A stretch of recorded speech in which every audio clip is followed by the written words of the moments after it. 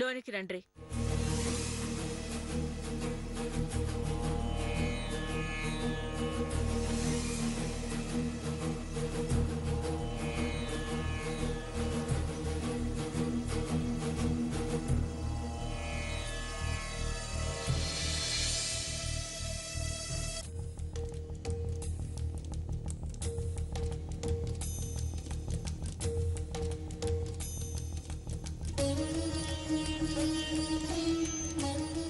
అత్తమ్మా, ఆడంలోనికి తీసుకుపో. దుర్గా, అత్తమ్మా చెప్తా ఉండాను కదా, ఆడంలోనికి తీసుకుపో.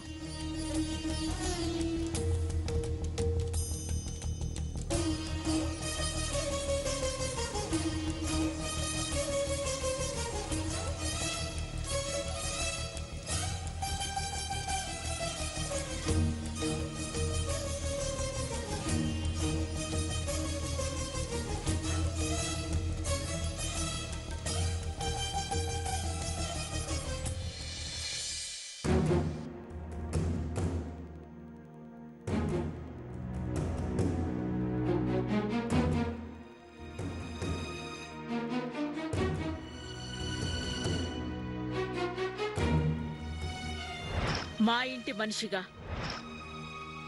దండలు తెప్పించండి.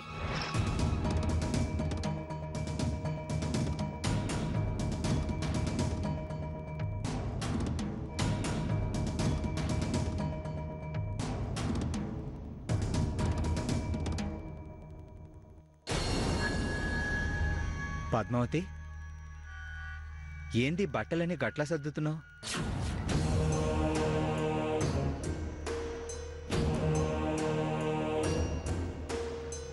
నిన్నే అడుగుతుండా, ఏంది గట్లా సర్దుతున్నావు?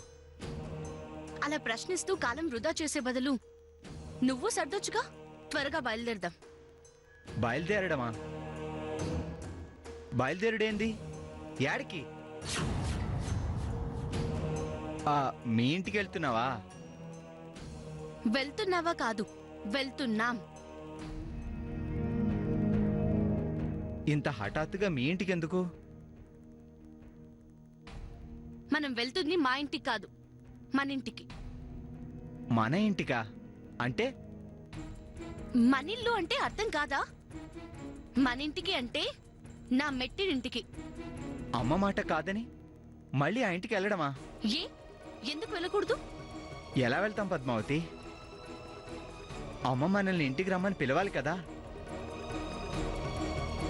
ఇక అలాంటి ఆలోచన, ఆశ ఏమీ వద్దు సీనయ్య.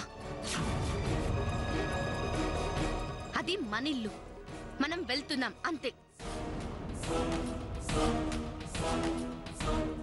ఈ విషయంలో ఎవరు ఏమనుకున్నా ఆలోచించాల్సిన పనిలేదు. త్వరగా బయలుదేరు. ఏంది ఏంది అంటున్నా? ఏంటంట? చెప్పాల్సింది నువ్వు. చెప్పాల్సింది చెప్పాను, వినాల్సింది నువ్వే. ఏంది వినేది? అమ్మ రమ్మని పిలవకుండా మనం మన ఇంటికి పోతే గది అమ్మని, అమ్మ మాటని, అమ్మ గౌరవాన్ని అవమానించినట్టు. ఆగు. ఏంటి? అమ్మ మాట, అత్తమ్మ గౌరవమా? ఇంకా అవన్నీ ఎక్కడున్నాయి? నేను చచ్చేంత వరకు అవి మా అమ్మని అంటి పెట్టుకునే ఉంటాయి. ఇదే మాట అలా ఊర్లోకెళ్ళి నలుగురిని అడిగి చూడు. మన కుటుంబం మీద, అత్తమ్మ మీద ఎలాంటి గౌరవ మర్యాదలున్నాయో బాగా తెలుస్తుంది. గుళ్ళో జరిగింది మర్చిపో. అది అన్న గొడవ. అమ్మ తీర్పు చెప్పింది, వాళ్ళకి పెండ్లి జరిపించింది కదా. అంటే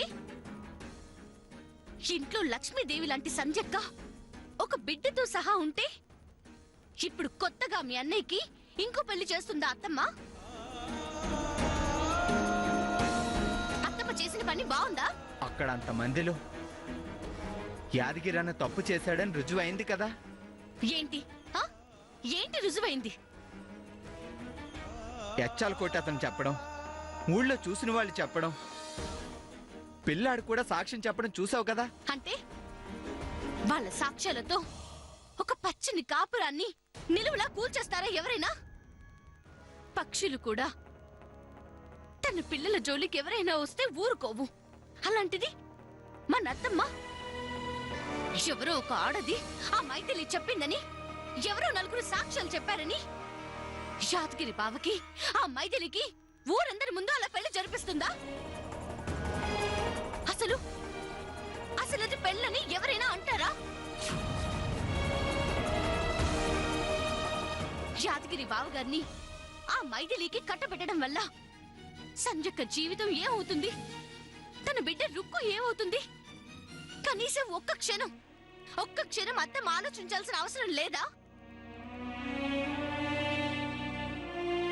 పరిస్థితులన్నీ ఒకేసారి చుట్టుముట్టి అమ్మని ఊపిరాడకుండా చేస్తే అమ్మ మాత్రం ఏం చేస్తుంది? ఆహా, అలాగా? అయితే నీ మీద మన కుటుంబం మీద కక్షతో ఎవరైనా ఇంకో ఆడది నీ మీదే అలాంటి నింద వేస్తే, ఆ ఆడదాని మెడలో దండ వేయమని నిన్ను అత్తమ్మ ఆదేశిస్తే నువ్వు కూడా ఆడదాని మెడలో దండ వేస్తావా? నీ భార్యగా స్వీకరిస్తావా? దీని గురించి నువ్వు ఎక్కువగా ఆలోచిస్తున్నావు. నువ్వు మాట్లాడే దాన్ని బట్టి చూస్తుంటే అమ్మని అవమానిస్తున్నట్లుగా ఉంది పద్మావతి. అలాంటి ఉద్దేశమే నాకుంటుంటే అక్కడే అత్తమ్మని ఎదురించేదాన్ని సీనయ్య. నీ మాట మీద అత్తమ్మ మీద గౌరవంతో అక్కడ నా ఆవేశాన్ని అణుచుకొని మరీ వచ్చేశాను. సరే, అప్పుడే ఏమైనాది? అసలు ముందు ముందు ఏం జరుగుతుందో గది చూద్దాం. ఏంటి చూసేది? హా? ఏంటంటే చూసేది? ఇవాళ యాదగిరి బావగారి మీద ఒక నింద మోపి ఇంటి కోడలిగా, సంధిక కంట్లో నరసులాగా ఆ ఇంట్లోకి చేరిందా మైథిలి? దాని ఆటలు ఇలాగే సాగనిస్తూ ముందు ముందు చూద్దామని అంటున్నావే. ఆ ముందు ముందు మనం ఏం చూస్తామో తెలుసా? మన కుటుంబం సర్వనాశనం అవ్వడం చూస్తాం.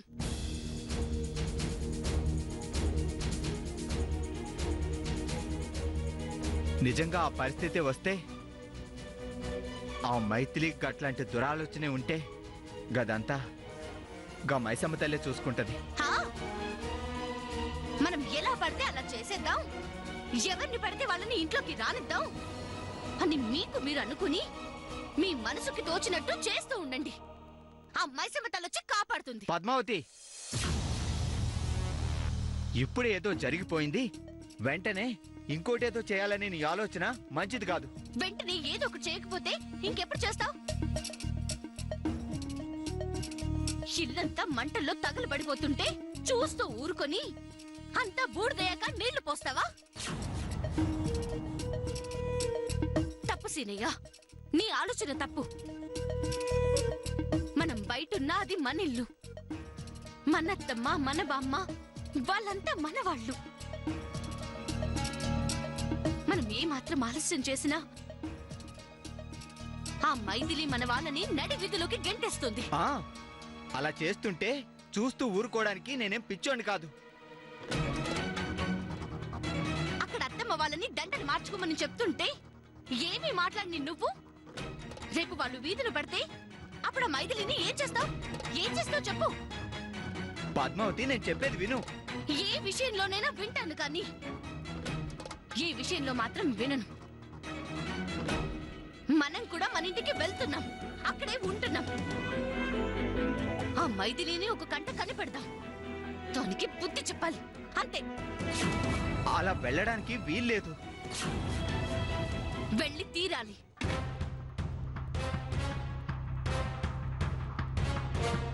నేను చెప్తున్నాను, మనం వెళ్ళడం మంచిది కాదు. గది కొత్త గొడవలకి దారి తీస్తుంది పద్మావతి. అత్తమ్మ తిడుతుంది, అంతేగా? తిట్టనివ్వు. అయినా సరే అక్కడే ఉందాం. నేను రాను. చాలా. నేను వెళ్తాను. అంటే నేను రాకపోయినా నువ్వు వెళ్తావా? వెళ్తాను. ఎందుకంటే నా మెడలో మాంగళ్యాన్ని, సౌభాగ్యాన్ని, కోడలి స్థానాన్నిచ్చింది ఆ ఇల్లు. మీద ఈగ వాలినా నేను సహించను. నేను ఆ ఇంటికి కొడుకుని. నా తర్వాతే నువ్వు. గది గుర్తుంచుకో. కొడుకుగా నువ్వు తీసుకోవాల్సిన నిర్ణయాన్ని కోడలిగా నేను తీసుకున్నందుకు సంతోషించి నన్ను వెళ్ళనివ్వు.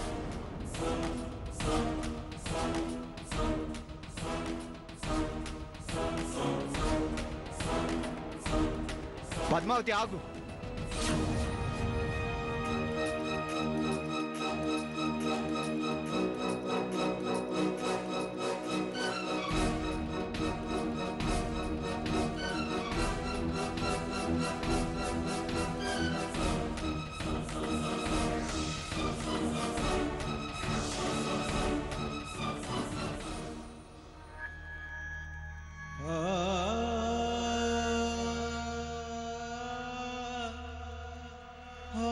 క్షమించు సీనయ్య, ఈ విషయంలో నా నిర్ణయం మారదు.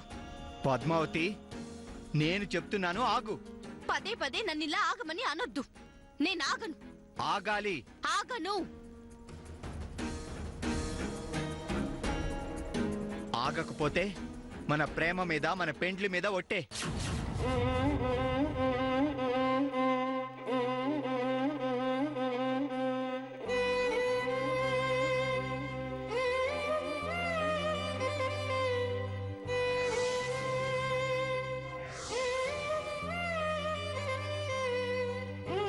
మన ప్రేమ, మన పెండ్లి ఒక అబద్ధం అయితే,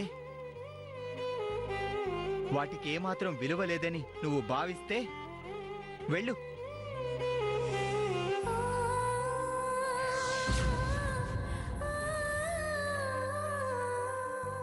సీనయ్య, నేనిది నా స్వార్థం కోసం చేస్తుంది కాదు. మన ఇంటి కోసం, మన ఇంటి క్షేమం కోసం. దయచేసి నా మాట విను సీనయ్య. నా మీద ఏమాత్రం గౌరవం ఉన్నా నువ్వు లోపలికి వెళ్ళు.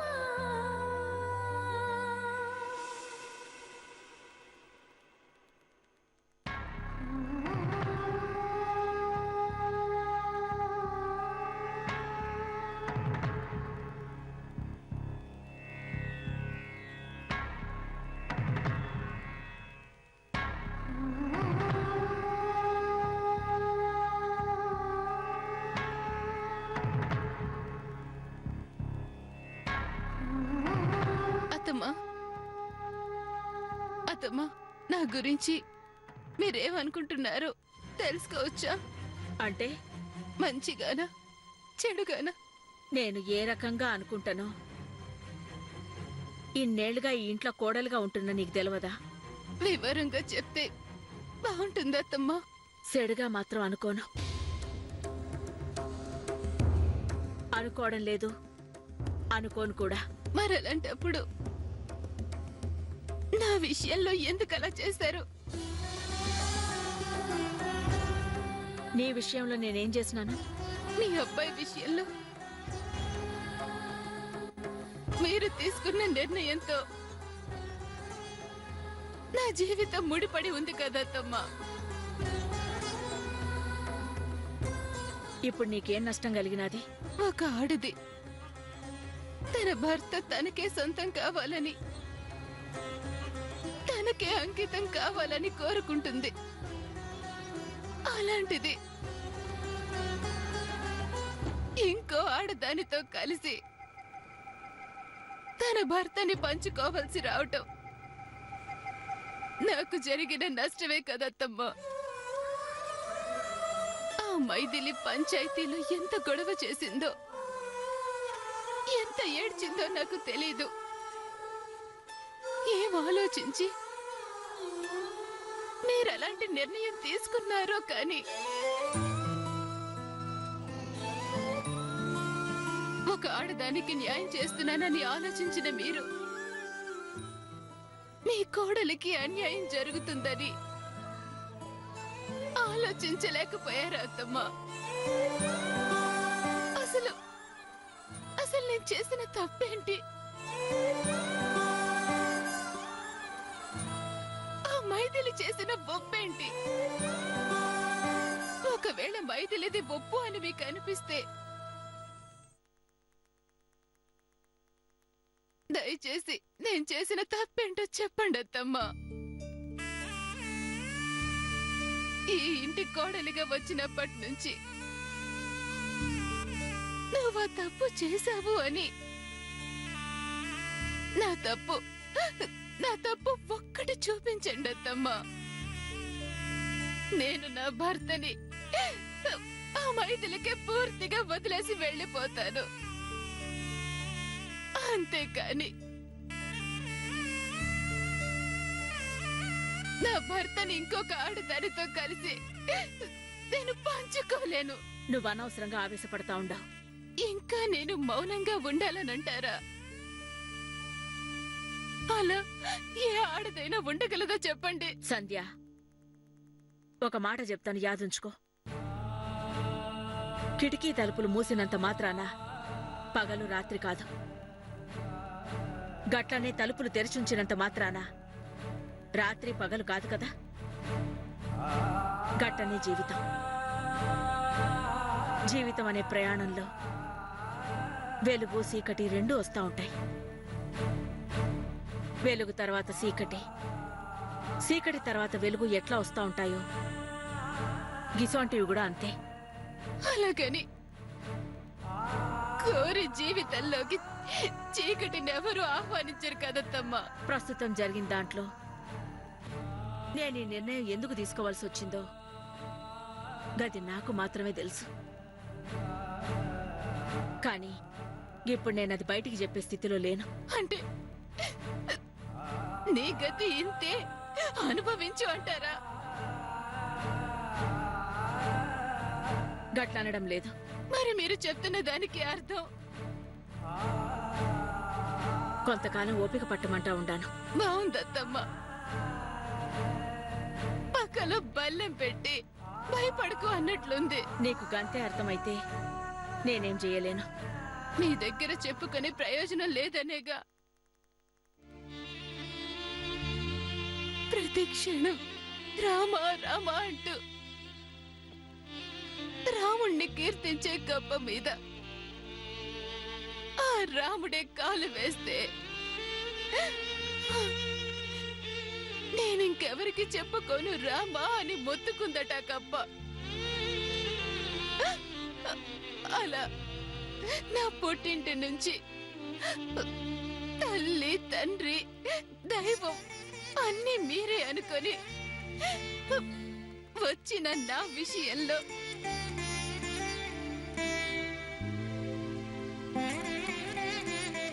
మీరే ఇలా నిర్దాక్షిణ్యంగా మాట్లాడితే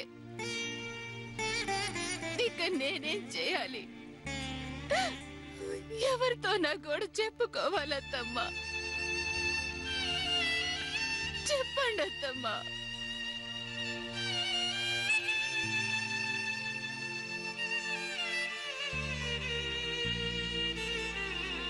ఆ మైథిలి ఊళ్ళో పంచాయతీ పెట్టి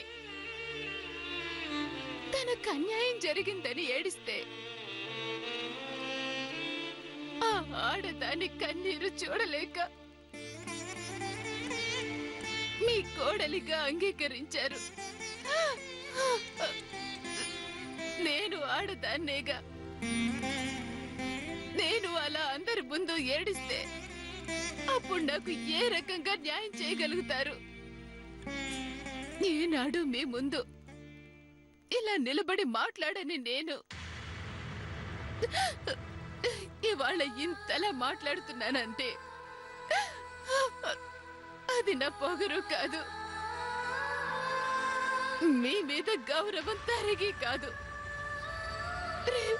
రేపటి నా జీవితం ఏంటి? ఈ ప్రశ్నకి నాకు సమాధానం దొరకకే అడిగానత్తమ్మా. ఇలా అడగడం తప్పైతే నన్ను క్షమించండి అత్తమ్మా. సంధ్య, నేను నిన్ను తప్పుగా అర్థం చేసుకోవడం లేదు. గదట్లుంచి నా ప్రశ్నకు సమాధానం చెప్తావా?